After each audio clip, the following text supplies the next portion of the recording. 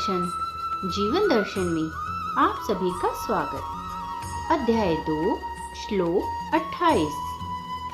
अव्यक्तादीनि भूतानि व्यक्त मध्यानि भारत अव्यक्त निधनान्येव तत्र का परिदेवना। सारे जीव प्रारंभ में अव्यक्त रहते हैं, मध्य अवस्था में व्यक्त होते हैं और विनष्ट होने पर पुनः अव्यक्त हो जाते हैं। अतः शोक करने की क्या आवश्यकता है। तात्पर्य: अभी तक अर्जुन अपनी डुअलिटी को स्वीकार नहीं कर पा रहे थे कि मैं अलग हूँ और ये शरीर अलग है।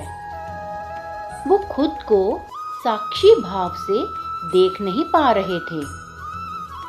इस संसार में दो ही तरह के व्यक्ति होते हैं। एक तो वो जो आत्मा के अस्तित्व को मानते हैं कि मैं अलग हूँ और ये शरीर अलग है, और दूसरे वो जो अपने आप को शरीर ही मानते हैं, खुद को शरीर से अलग नहीं मानते।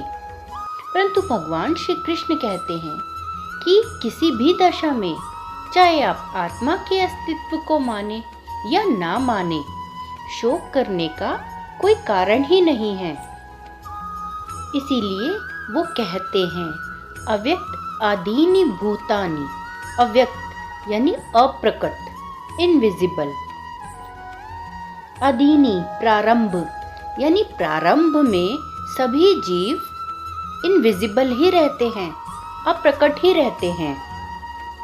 ये प्रारंभ अवस्था क्या है? प्रारंभ अवस्था यानी सृष्टि से पूर्व, सृष्टि के प्रकट होने से पूर्व की अवस्था। ये पूरी सृष्टि शून्य से प्रकट हुई है। शून्य यानी आकाश तत्व।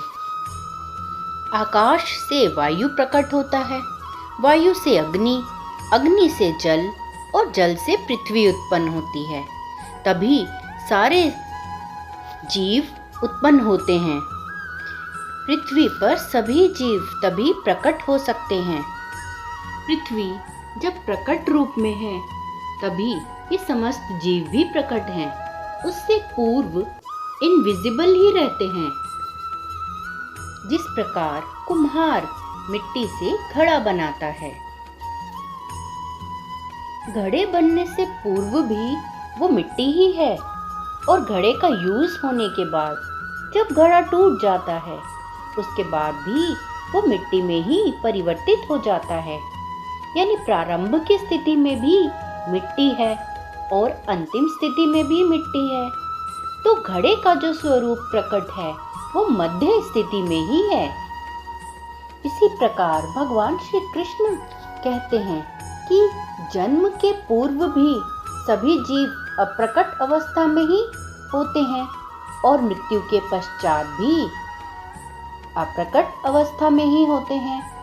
केवल बीच के काल में, जन्म से मृत्यु तक के काल में ही वो विजिबल अपीयरेंस में रहते हैं।